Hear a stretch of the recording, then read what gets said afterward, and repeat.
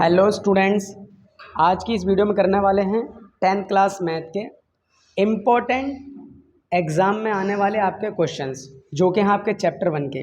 अभी ये जो 10 क्वेश्चन हैं चैप्टर 1 की, ये 10 क्वेश्चन हैं। अगर आपने ये समझ लो कि इतना कर लिया ना, तो इसके बाद इस चैप्टर से कुछ भी बाहर से करने की ज़रूरत नहीं है, क्योंकि मोस्ट एक्सपेक्टेड और हर साल आने वाले जो टॉपिक है ना, ये उन्हीं के बिहाफ पे आपके लिए 10 क्वेश्चन सेट किए गए हैं। ठीक है, तो बस ये 10 को कर लेना, बस इससे बड़ी बात नहीं है कि आपका कुछ भी बाहर से आ जाएगा। ठीक है, हर तरीके का क्वेश्चन इसमें इंक्लूड किया गया है, बस ये 10 कर लेना अच्छे से। तो चलिए स्टार्ट करते हैं वो टॉपिक जो इसमें हैं सारे। देखो, पहला तो आपका ये वाला है, ये चैप्टर 1 के लिए है, मोस्ट इम्पॉर्टेंट क्वेश्चन है। और जिसमें कि क्वेश्चन 1 जो है आपका, एक तो ये है कि शो दैट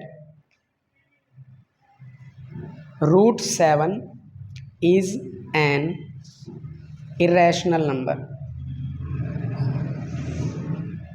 ठीक है, अब देखो, अगर आप ये √7 का कर लोगे तो इसका मतलब है आप √3 का, √2 का, √5 का, इसीलिए बोला कि अगर एक कर लोगे ना तो इससे रिलेटेड कितने भी क्वेश्चन आ जाए आप वो कर लोगे। तो इसको अगर इरेशनल शो करना है तो उसके लिए क्या करते हैं आप, सबसे पहले let √7 is a rational number. ये एक रैपिड रिवीजन है, तो बिल्कुल डिटेल में ना करते हुए जल्दी जल्दी बस इस टाइप के क्वेश्चन करेंगे, कहीं आपको बिल्कुल डिटेल में जानना हो। ठीक है, तो उसके लिए आपको पुरानी वीडियो देखनी पड़ेगी। तो √7 इज़ अ रैशनल नंबर, ये मान लिया, लेट कर लिया। उसके बाद √7 को a/b या p/q के आपको इक्वल में रख देना है। ओके, और उसमें भी आपको लिखना है कि a और b क्या हैं, आपके को प्राइम नंबर है ये। ठीक है, को प्राइम नंबर है। तो अब यहाँ से क्या करो कि √7 b हो जाएगा, ये इसके नीचे कुछ नहीं है ना, तो एक ये a हो जाएगा। अब रूट काटने के लिए आप क्या करोगे, स्क्वायरिंग बोथ साइड। ठीक, तो यहाँ से क्या हो जाएगा आपका √7b का होल स्क्वायर हो जाएगा, ये a का स्क्वायर हो जाएगा। स्क्वायर से ये रूट तो कट जाएगा, तो 7 और b पे स्क्वायर चढ़ जाएगा, तो ये हो जाएगा a स्क्वायर। यहाँ से अगर आप b स्क्वायर को अकेला करोगे तो a स्क्वायर के नीचे ये 7 आ जाएगा, 7 आ गया। तो उसके बाद क्या करोगे, अब देखो 7 ना, a स्क्वायर को डिवाइड करो तो यहाँ पर हम क्या लिखेंगे, a square is divided by 7। उसके बाद क्या करना, let a is equals to 7c। ठीक है, अब देखो बताता हूँ मैं, ये पहले आप देखते जाओ, और जो भी आपका रिवीजन का टाइम है, इस टाइम पे तो आपका कोई डाउट होना नहीं चाहिए इसमें। ठीक है, तो फिर भी देखो मैं आपको बता दूँ कि a बराबर 7c माना क्यों आगे चल के। तो जहाँ पर आपका रूट कट जाता है ना, उसे इक्वेशन 1 कह देना। तो ये जो a आपने माना है ना, let a is equals to 7c, देखो अगर आप √3 का कर रहे हो तो 3c मानना पड़ेगा, 2 का कर रहे हो 2c मानना पड़ेगा, 5 का कर रहे हो 5c, और 7 का कर रहे हो तो 7c। अब यहाँ पर लिखना कि value of a put in equation 1। तो इक्वेशन 1 क्या है आपकी, ये रही, जहाँ रूट कट जाता है ना उसे इक्वेशन 1 कहते हैं। तो 7b square is equals to a square.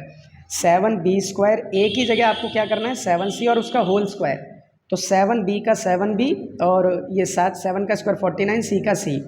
7b square के नीचे ये जो 49 आ जाएगा, यहाँ c स्क्वायर बचेगा अकेला, 7 एकम 7, 7 सत्ते 49, तो b स्क्वायर पौन में 7 और इधर c स्क्वायर। ये देखो 20, ये जो 7 है a के नीचे आ गया था, हमने लिख दिया a को डिवाइड कर रहा है। अगर ये किसके b के नीचे आ गया तो यहाँ पर क्या लिख देंगे कि b square is divided by 7। तो अब देखो a स्क्वायर को भी 7 डिवाइड कर रहा है, b स्क्वायर को भी 7 डिवाइड कर रहा है, तो हम क्या बोलेंगे कि आपको जो है 7 is common factor in a and b। a और b में 7 क्या है, कॉमन फैक्टर मिल गया। बट वी नो दैट, हम ये बात जानते हैं बहुत अच्छे से, क्या कि a and b have not more than 1 common factor. ठीक है, कॉमन फैक्टर,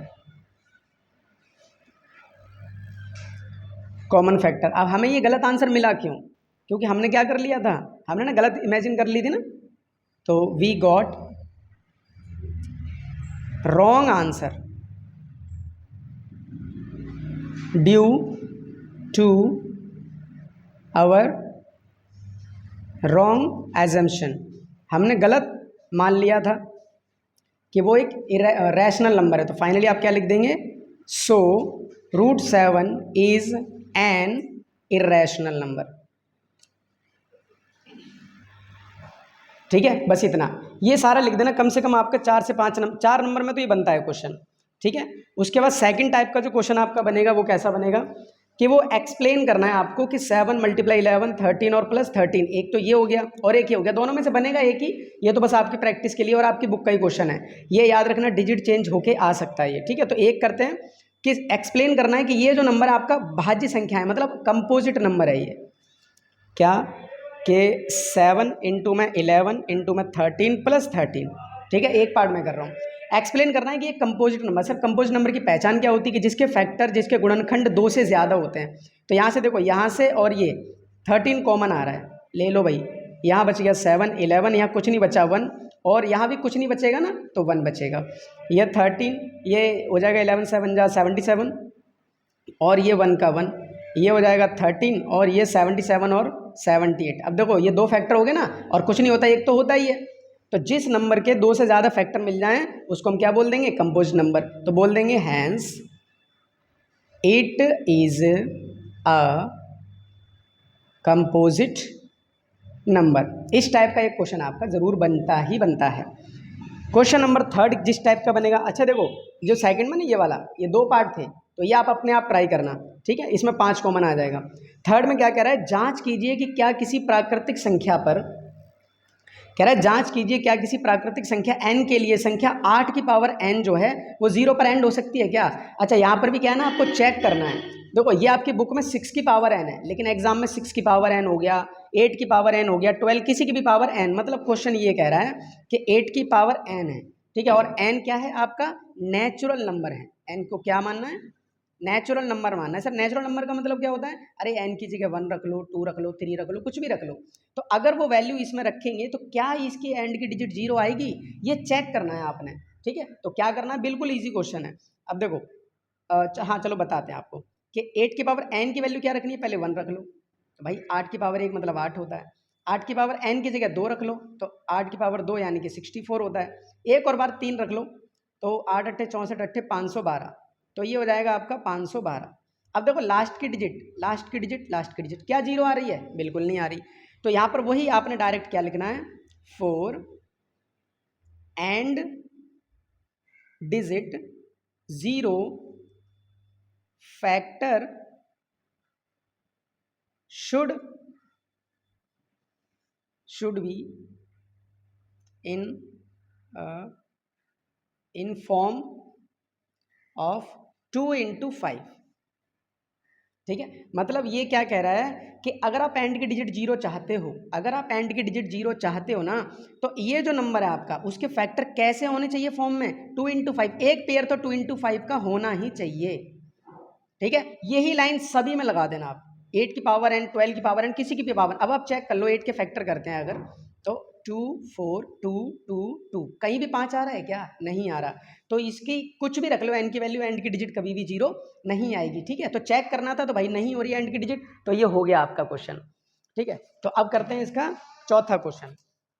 चौथे क्वेश्चन में देखो क्या तरीका है अलग, कह रहा है किन्हीं 2 संख्याओं का अनुपात, यानी कि कोई 2 नंबर है, कोई 2 नंबर है, उनकी रेशियो क्या है, 2:3 है, और उसका जो एलसीएम है वो 180 और एचसीएफ उसका निकालना है। ठीक है, बैठ जाओ जरा, ये सवाल खत्म कर लो पहले। ठीक है, किन्हीं 2 संख्याओं का अनुपात जो है 2:3 है, और उसका एलसीएम जो 180 है, और एचसीएफ निकालना है उसका। तो डिजिट चेंज हो सकती है, लेकिन आपने याद रखना है पैटर्न बिल्कुल ईजी है इसका।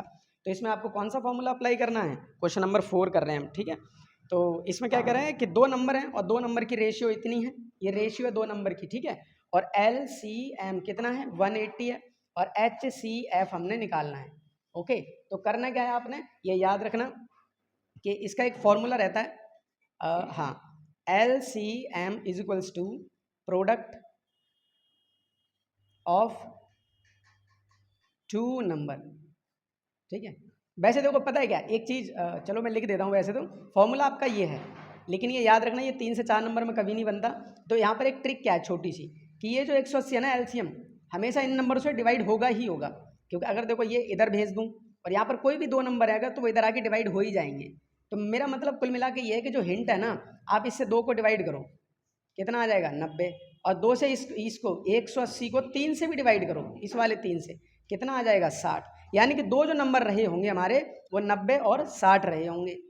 ठीक है, जो नंबर हमारे रहे होंगे दो, वो 90 और 60 रहे होंगे, उनका एलसीएम आ गया 180। लेकिन पूछा क्या था, एचसीएफ पूछा था। तो 90 में और 60 में कॉमन क्या आ रहा है, कॉमन आएगा भाई देखो 30 दूनी 60, 30 तिया 90, तो एचसीएफ आ जाएगा 30। और किसी के पहाड़े में ये, हाँ, ज़्यादा से ज़्यादा जो बड़ा होता है उसको एचसीएफ बोलते हैं। फिर भी आप देख लो, नंबर तो हमने पता लगा लिया ना दिमाग लगा के। अब क्या करना है, इसके फैक्टर कर लो। 2 से काटेंगे 45, 3 से काटेंगे 15, फिर 3 से काटेंगे 5 और 5 से काटेंगे 1, ऐसे ही 60। 2 से काटेंगे 30 और 2 से काटेंगे 15 और 3 से 5, 5 से 1। देखो 2 कॉमन आ रहा है, उतार लो। 3 कॉमन आ रहा है इधर भी, उतार लो। और 5 इधर कॉमन आ रहा है, उतार लो। तो 5 से 15 दूनी 30, तो ये एचसीएफ कितना आ गया, 30 आ गया। हो गया, ठीक है। बस इस टाइप से आपको क्वेश्चन करना है, ज़्यादा दिमाग नहीं दौड़ाना। ठीक है, बिल्कुल एकदम बहुत तगड़ी रिवीजन होनी चाहिए इस टाइम तक आपकी। पांचवा जो क्वेश्चन है किस टाइप का बनता है, और देखो बनता ही बनता है। कह रहा है कि एक ट्रैफिक की लाइट है, ये तो जस्ट मैंने आपको अपनी लैंग्वेज में समझाने के लिए बस मैंने लिखवाया था अपने स्टूडेंट्स को, वही आपके लिए बता रहा हूँ मैं। कि एक ट्रैफिक की लाइट है, वो 7 बजे ब्लिंक होती है, मतलब 7 बजे जलती हैं तीनों एक साथ, 7 बजे जलती हैं तीनों लाइटें। और चेंज होने की उनकी टाइमिंग क्या है कि एक 48 सेकंड के बाद बदल जाती है, एक 72 सेकंड के बाद, और एक 108 यानी कि 108 सेकंड के बाद बदल जाती है। तो अगर तीनों एक साथ 7 बजे बजी हैं, तो मतलब 7 बजे चेंज हुई हैं, तो कितनी देर बाद दोबारा एक साथ ब्लिंक करेंगी, एक साथ ये चेंज होंगी। तो इसका मतलब है आपने ऐसे क्वेश्चन में एलसीएम ही निकालना है। कभी भी ऐसा क्वेश्चन आ जाए एलसीएम निकाल के आ जाओ, है ना। तो क्वेश्चन क्या था हमारा, क्वेश्चन था कि एक 48 सेकंड के बाद चल रही है, एक 72 सेकंड के बाद चल रही है, और एक 108 के बाद चल रही है। ये याद रखना कि 7 बजे पहले चेंज हो चुकी है एक साथ, दोबारा कितनी देर बाद होंगी ये देखना है। ठीक है, तो यहाँ से एलसीएम ले डालो, तेड़ फेड़ 2 24, ये 36 बार में कट जाएगा, ये 54 बार में। 2 से काटेंगे 12, ये हो जाएगा 18, 2 से 27 हो जाएगा, 2 से 6, 2 से 9, और ये तो जाएगा ही नहीं। फिर 2 से जाएगा ये 3, 9 और 27, फिर 3 से जाएगा 3 एकम 3 तिया 3 निम्न, 3 एकम और 3 तिया, फिर 3 से जाएगा। तो ये देखो कितना हो जाएगा, 3 तिया 9, 9 ती 27, 27 दूनी 54, 54 दूनी 108, 108 दूनी 216, 216 दूनी 432। 432 सेकंड के बाद दोबारा लाइटें बदल जाएंगी, लेकिन हमें तो एग्जैक्ट टाइम बताना है ना। अब देखो 432 क्या है, सेकंड है भाई, इसमें मिनट कन्वर्ट कर लो ना। तो एक काम करो, 60 से डिवाइड कर लो, कितने मिनट बैठेंगे, 60 सत्ते 420, यानी कि 2 और 1, ये 12 बच गया रिमाइंडर। तो इसका मतलब है हमने 432 सेकंड को क्या में बदल दिया, 7 तो मिनट हो गए और 12 हो गए सेकंड। और पहले कितने बजे थे, ये 7 बजे बदली थी, तो अब कितने बजे बदलेंगी, 7 बजे 7 मिनट और 12 सेकंड। ऐसे करके आंसर लिखना है, अदरवाइज नंबर कट जाएंगे आपके, याद रखना। ठीक है, ये था आपका क्वेश्चन नंबर 5। क्वेश्चन नंबर 5 के बाद देखो क्या एक छठा वाला जो क्वेश्चन है इस टाइप का भी बन सकता है कि 125 और 9377 और 15628, इनको आपने ऐसा नंबर निकालना है, ऐसा नंबर निकालना है जो डिवाइड कर जाए एक कॉमन नंबर से। अच्छा, इसमें क्या है, इस क्वेश्चन में ना एक चीज़ों को लिखी नहीं है कि 1 2 3, इनको ना आपको डिडक्ट करना था, 1 2 3 डिडक्ट करना था, वो भी रेस्पेक्टिवली। ठीक है, और यहाँ पर एक और कमी है थोड़ी सी, ये 1251 है। ठीक है, एक 1251 है, उसमें से आपको एक डिडक्ट करना है, मतलब घटाना है, और 93 77 इसमें से 2 घटाना है, और 15628 जो है उसमें से 3 घटाना है। क्वेश्चन अच्छा समझाता हूँ मैं, देखो यहाँ लिख के समझाता हूँ। क्वेश्चन 6 क्या कह रहा है, एक आपके पास 1251 है कोई नंबर, एक है 9377 कोई नंबर, और एक है 15628 कोई नंबर है। ठीक है, आपको एक ऐसा नंबर निकालना है जो तीनों को डिवाइड करे, जो तीनों को डिवाइड करे, तीनों में कॉमन आई, मीन्स एचसीएफ की बात हो रही है। लेकिन एक कंडीशन क्या बोल दी, इसमें से एक घटाना है, इसमें से 2 घटाना है, इसमें से 3 घटाना है। तो इसमें से पहले एक घटा लो, बचेगा 1250, इसमें से 2 घटा लो, बचेगा कितना 93 75।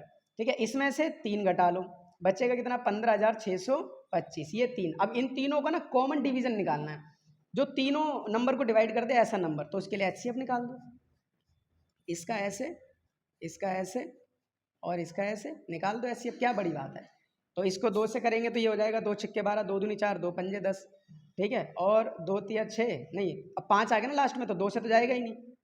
ठीक है, 5 से ट्राई मारते हैं, 3 से जाएगा क्या, 3 दूनी 6 नहीं जाएगा, 3 से 5 से करते हैं। तो 5 एकम 5, यहाँ से बच गया 1, तो 5 दूनी 10, 5 पंजे 25, 5 दूनी 5 पंजे 5 पंजे 5 एकम, ये आ गया। फिर यहाँ से 3 से ट्राई करते हैं, 2 से तो जाएगा नहीं, 3 तिया 9, 3 एकम 3 दूनी, हाँ 3 से चला जाएगा, 3 तिया 9, 3 एकम 3 दूनी 3 पंजे, फिर 3 से 3 धाम 30, 1 बच गया, और एक जाएगा क्या, ये बंद क्यों हो रहा है, देखो 3 नहीं, चलो 5 से ट्राई करते हैं, देर नहीं करेंगे क्योंकि हमने तो एचसीएफ चाहिए ना, कैसे भी निकले।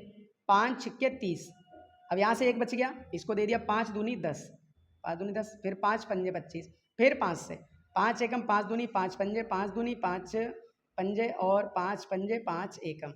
इसको अगर करेंगे सीधा 5 से ही करते हैं इसको, तो 5 दिया 15, 5 एकम और 5 दूनी 5 पंजे, 5 छिक्के 30, 5 दूनी 5 पंजे, 5 एकम, 5 दूनी 5 पंजे, 5 दूनी 5 पंजे, 5 पंजे और 5 एकम। मैंने बहुत स्पीड से कर दिया, आप प्लीज़ एक बार इसको थोड़ा स्लो करके देखना, ठीक है, तरीका समझ लेना बस क्या है। अच्छा, सब में कॉमन क्या आ रहा है, देखो 5 आ रहा है, 5 आ रहा है, 5 यहाँ उतार लो जी, एक और 5 आ रहा है, एक और 5 आ रहा है, एक और 5 यहाँ उतार लो, एक और 5, एक और 5, एक और 5 आ रहा है, एक और उतार लो भाई, एक और 5 है जी, एक और 5 है वो भी उतार लो, ठीक। उसके बाद यहाँ तो है नहीं 5, यहाँ और यहाँ है, तो ठीक है, इतना ही आंसर है। 5 पंजे 25 पंजे 125 पंजे 625, यही आपका क्या हो जाएगा, कॉमन नंबर जो तीनों को डिवाइड करेगा। ये था आपका क्वेश्चन नंबर 6। क्वेश्चन नंबर 7 पे आ जाते हैं। देखो इस टाइप का भी बहुत ज़्यादा इंपॉर्टेंट क्वेश्चन है, ये बनता ही बनता है कि m की वैल्यू दे रखी है a की पावर 2 b की पावर 3। क्या कह रहा है 7 क्वेश्चन में कि m की वैल्यू दे रखी है a की पावर 2 b की पावर 3 और n की वैल्यू दे रखी है a की पावर 3 b की पावर 2। ऐसे केस में आपने क्या निकालना है जी, HCF निकालना है और LCM दोनों निकालना है। मान लो ऐसा कोई केस आ जाए, तब क्या करोगे, तो भाई देखो LCM में क्या करना है, जो बड़ी बड़ी पावर है ना वो ले लो। LCM निकालने के लिए क्या है, बड़ी पावर, ट्रिक बता रहा हूँ मैं, कहीं इतना इसमें देर मत लगाने लग जाना। इसमें सबसे बड़ी पावर की बात कौन सी है, b की पावर 3, इसमें सबसे बड़ी कौन सी है, a की पावर 3।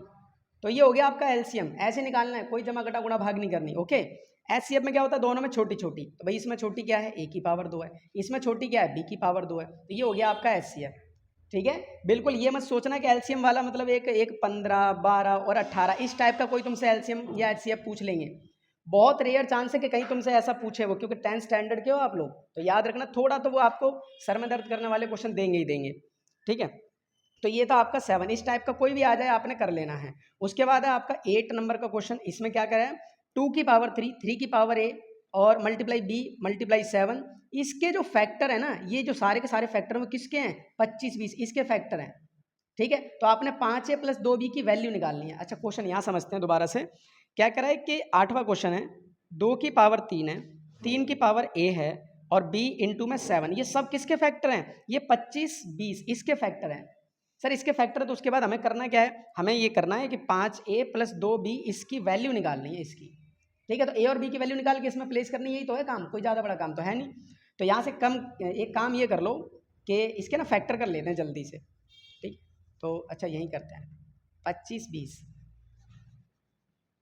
2 से ट्राई करते हैं, 2 एकम 2 दूनी 2 छिक्के 2 पंजे 10, ठीक है। एक बार फिर से देख लेते हैं, 2 एकम 2 पूरा कट गया, 2 दूनी 4 एक बच गया, 2 छिक्के 12 पूरा और ये 0 का 0 आएगा, सॉरी, ठीक है। फिर 2 से अगर करेंगे तो 2 छिक्के 12 2 तिया 6 इतना, फिर 2 तिया 6 2 एकम 2 पंजे, फिर 3 से करें, हाँ 3 एकम 3 और 2 इकट्ठा उतारेंगे तो 3 पंजे 15, फिर 3 से करेंगे 3 तिया 9 3 पंजे 15, फिर 5 से कर लेते हैं, 5 सत्ते 35, फिर 7 से करेंगे तो इतना आ जाएगा। मतलब ये आ गया 25 20 के फैक्टर। तो यहाँ पर देखो 2 की पावर 3, 3 की पावर a और b इंटू में 7 और पड़ोस में क्या लिख दो 1 2 3, 2 की पावर तो 3 लिख लो और 3 की पावर लिख लो 2 और क्या है आपका ये, फिर 5 लिख लो और फिर 7 लिख लो। अब एक चीज़ समझो कि क्या है, 2 की पावर 3 है, 2 की पावर 3 है, ये तो ऐसे ही कट गया इससे। 3 की पावर a 3 की पावर 2 है, अब देखो इसको कंपेयर करो, 3 की पावर a और 3 की पावर 2 है, तो ये तो कट जाएगा ना, तो a की वैल्यू कितनी आ गई, 2 आ गई। ऐसे ही b तीसरे नंबर पे 5 है, तो b की वैल्यू कितनी आ गई, 5, ये इससे कैंसिल आउट हो गया, ठीक है। तो a की और b की दोनों की वैल्यू मिल गई हमें, और हमने निकालना क्या था, 5a प्लस का 2b, तो देखो 5 का 5 a की जगह 2 और प्लस 2 का 2 5 b की जगह, तो 5 दूनी 10 हो जाएगा, 5 दूनी 10 हो जाएगा, टोटल हो जाएगा जी 20, ठीक। ये हो गया आपका आंसर, सही है ना, 5 दूनी 10 और 2 पंजे 10, ठीक है 20, ये आंसर आपका फाइनल।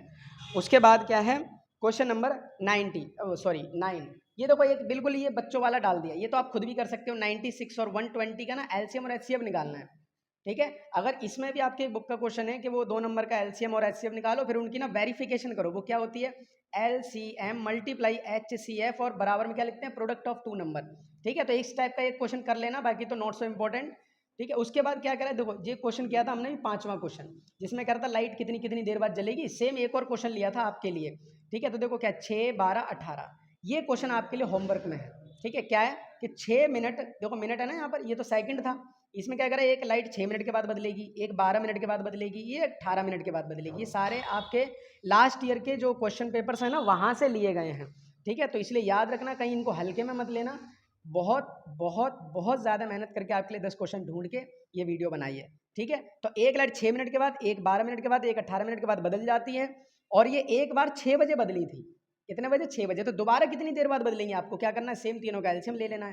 तीनों का एलसीएम लेने के बाद जो भी मिनट आएंगे उस मिनट को 6 बजे में जोड़ देना है। ठीक है, यहाँ तो आपका सेकंड था ना, इसलिए आपको 60 से डिवाइड करना पड़ा मिनट के लिए।